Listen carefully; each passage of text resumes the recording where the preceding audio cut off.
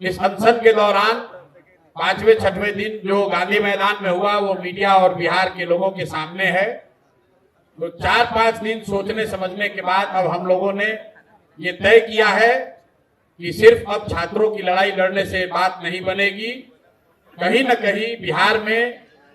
गांधी जी के बताए हुए रास्ते को लेकर आगे चलने की जरूरत है। समाज में लोगों को जगाने समझाने की जरूरत है। इसलिए आज से यहाँ से जन सुराज के साथियों के साथ, छात्र मित्रों के साथ हम लोग इस सत्याग्रह की शुरुआत कर रहे हैं। गांधी मैदान से तो पुलिस ने उठा दिया, लेकिन अब मैं जहाँ रहता हूँ उसको छोड़कर इसी आश्रम में जो आप ये व्यवस्था देख रहे हैं, जो अभी बनने की प्रक्रिया में है, अब यहीं पर रहेंगे और यहीं से जन सुराज का सारा कार्यक्रम चलाया जाएगा। लेकिन उससे बढ़कर इस जगह को हम लोग इस तरह से बनाना, विकसित करना चाहते हैं ताकि बिहार का हर वो व्यक्ति जो यहाँ की व्यवस्था से दुखित है, यहाँ की व्यवस्था का पीड़ित है, उन सारे लोगों के लिए ये प्लेटफॉर्म, ये आश्रम आवाज बने, उनके साथ हम लोग खड़े हो सके, उनके दुख दर्द के साथी बन सके। इस संकल्प से मैं इस आश्रम की, जिसका नाम हम लोगों ने बिहार सत्याग्रह आश्रम दिया है, ताकि बिहार के समाज के हर उस वर्ग को जिसके साथ जाति हुई है, जिसके साथ व्यवस्था ने गलती करी है, वो यहाँ आ सके और इस व्यवस्था के तहत जुड़कर अपनी बात को मजबूती से रख सके, बिना ये डरे हुए कि पुलिस वाले आकर उन पर लाठी चलाएंगे, बिना इस बात से डरे हुए कि सत्ता के लोग उनको डराएंगे, धमकाएंगे। ये आश्रम इस बात का भी एक प्रतीक बनना चाहिए कि शांतिपूर्ण तरीके से बिहार में जो एक व्यवस्था बना दी है सरकार ने, कि जिसको भी व्यवस्था से कोई शिकायत है, कोई भी कोई आवाज लगाता है, तो सरकार उसको उपद्रवी बताती है। सरकार उसको लॉ एंड ऑर्डर का मुद्दा बनाकर उन पर लाठी चलाती है। तो इस आश्रम को इसीलिए बाकायदा सरकार से परमिशन लेकर, ये जमीन जो लोग अपना होने का दावा करते हैं उनको पैसा रेंट देकर, सरकारी रेंट देकर ये व्यवस्था मैंने बनाना शुरू किया है, ताकि बिहार का कोई भी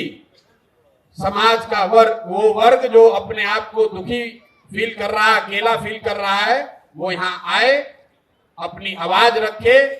इस विश्वास से रखे कि जन सुराज, प्रशांत किशोर और हम सब युवाओं की ताकत और आवाज आपके साथ है। आपको व्यवस्था से डरने की जरूरत नहीं है, व्यवस्था में गलती और जाति करने वालों से डरने की जरूरत नहीं है।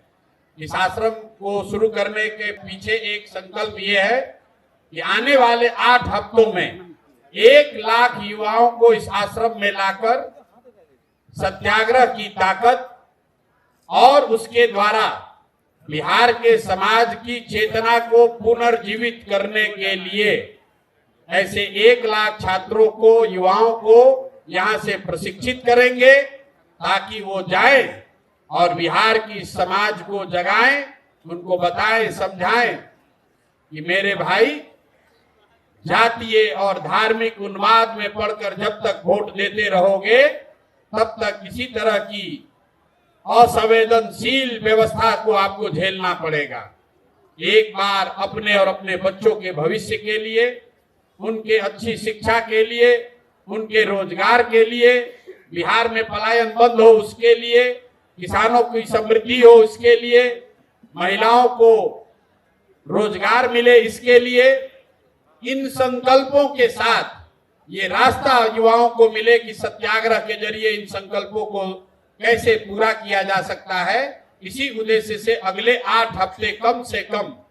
इस आश्रम में रहेंगे, परमानेंट रहेंगे और यहीं से उन युवाओं के साथ मिलकर उनको प्रशिक्षित करके